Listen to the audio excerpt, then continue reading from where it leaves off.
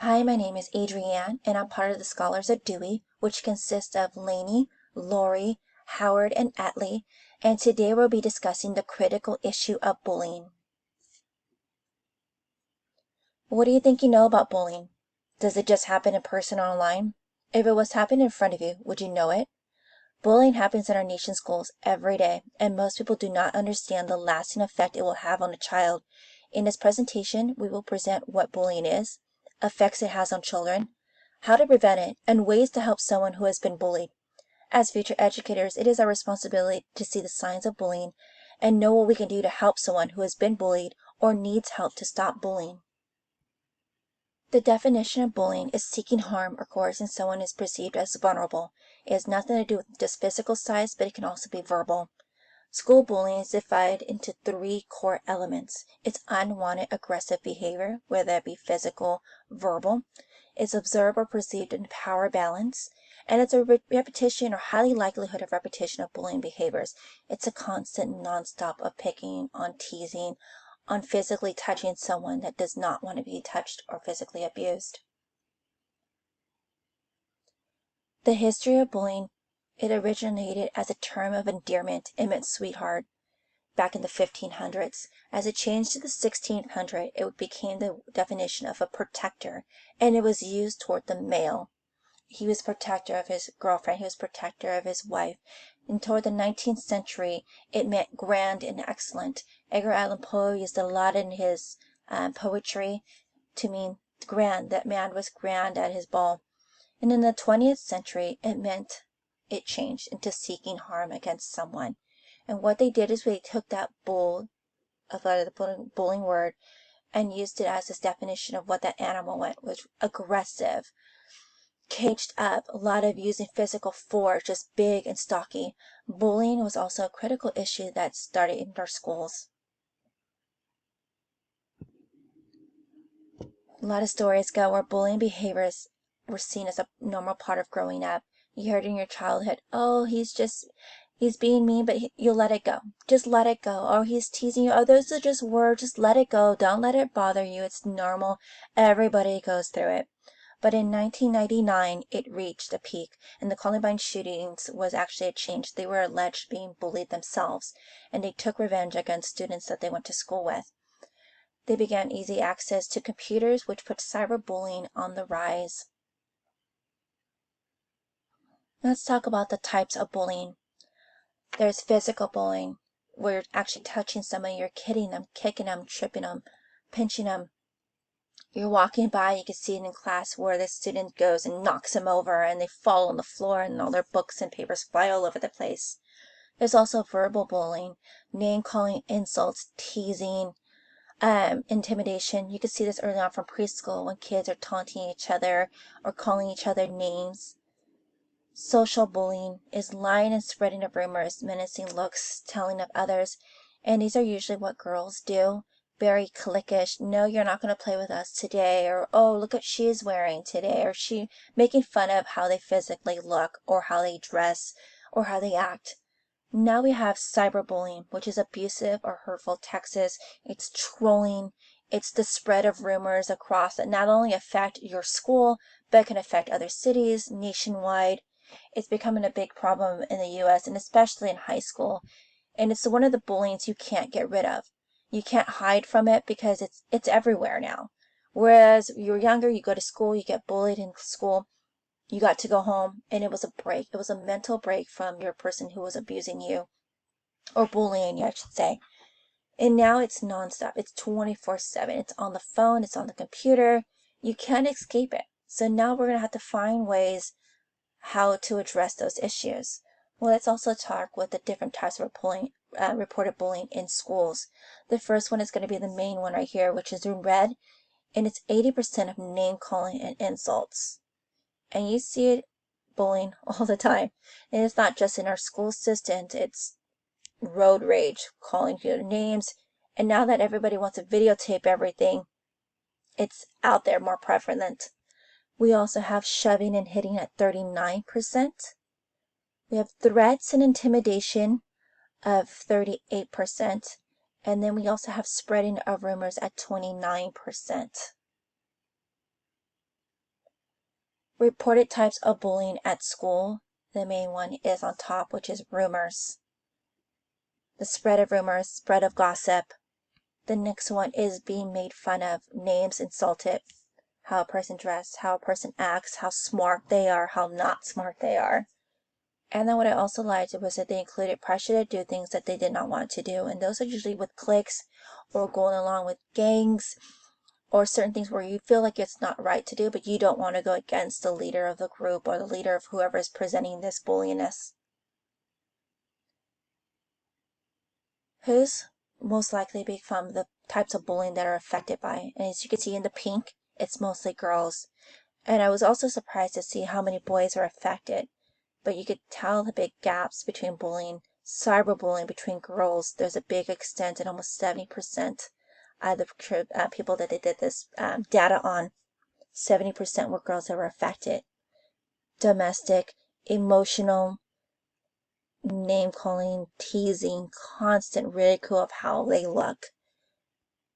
Physical violence between a partner. Sexual violence and bullying between partners.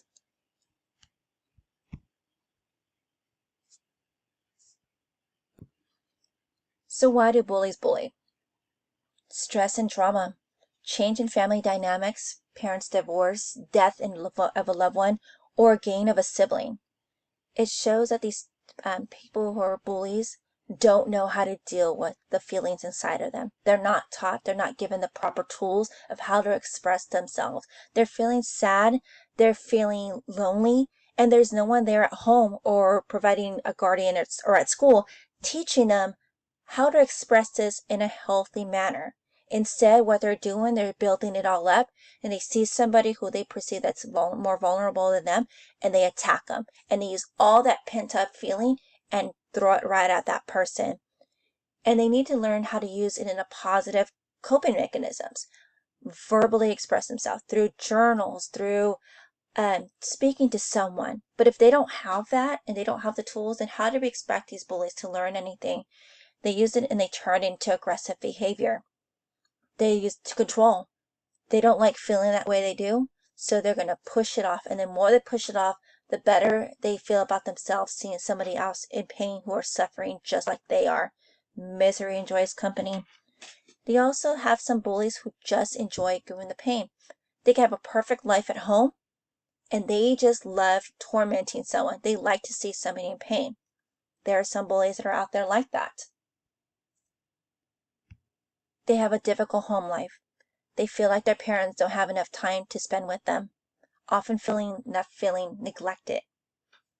No one's there to help them express these feelings.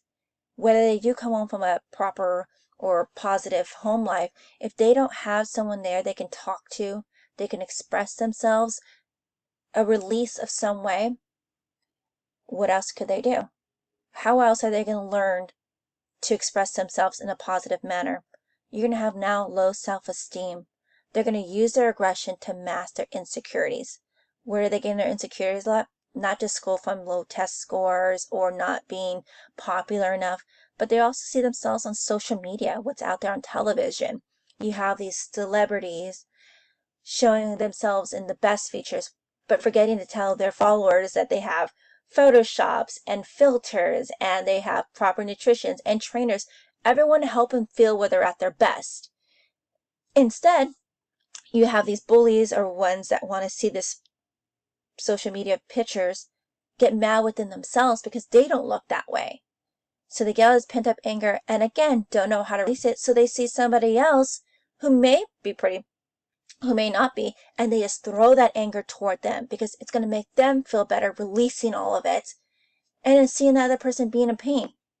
Misery loves company. So if somebody else is pain, then they're feeling pain and they can have that connection. Richard Koo goes into a video of why bullies bully, and he really touches into the emotional sides of why they do what they do. And he says that what I described, the stress, the trauma, coping mechanisms. The point of view of the victim, the effects of bullying. Children who are bullied often exhibit signs of depression and anxiety. Along with assorted health complaints, children are also most likely to skip miss or drop out of school. So they start withdrawing. You have young students. Yes, your teenage years, you kind of have them when they go to their room, they want to be self-sufficient. But you have the young ones you really have to watch out for. Are they playing alone too much in their room? Do they not want to socialize with other peers?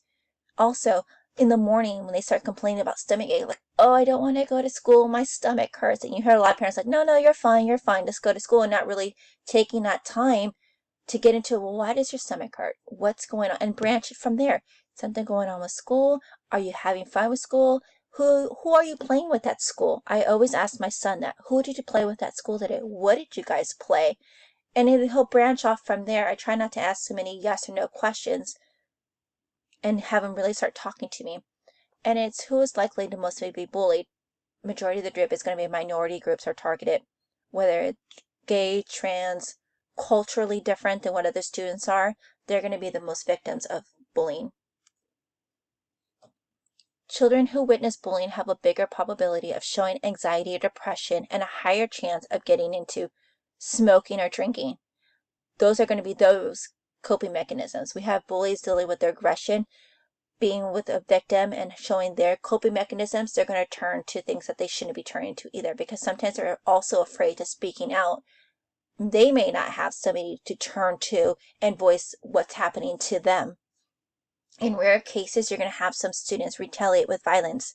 Just a couple weeks ago, we had that student, a 15-year-old student, come back and shoot, I believe, 4 of his students dead, and I believe 10 other students and teachers were injured. Aggression. Again, they met with the counselors at the beginning. He still didn't know how to cope correctly. What can we do? We have resources for bullying now. We have a 1-866 number, which is a help hotline for students and adults to reach out to. We have a government organization called Stop Bullying, which you can click on here to link, and it sends you into areas of your city where you can go to seek help for bullying. Whether you're being bullied, you know somebody is being bullied, resource tools you can use when you see somebody being bullied. What can you do? How to talk to them? How to approach the issue in the first place, because they may not want to talk to you. We also have Facebook groups that is good. You can join PFLAG, and it's the first and largest organization for the LGBTQ. And these are all helpful resources. Also out there, we can do a lot of more Googling. Here is our group members and our roles and our references. Thank you.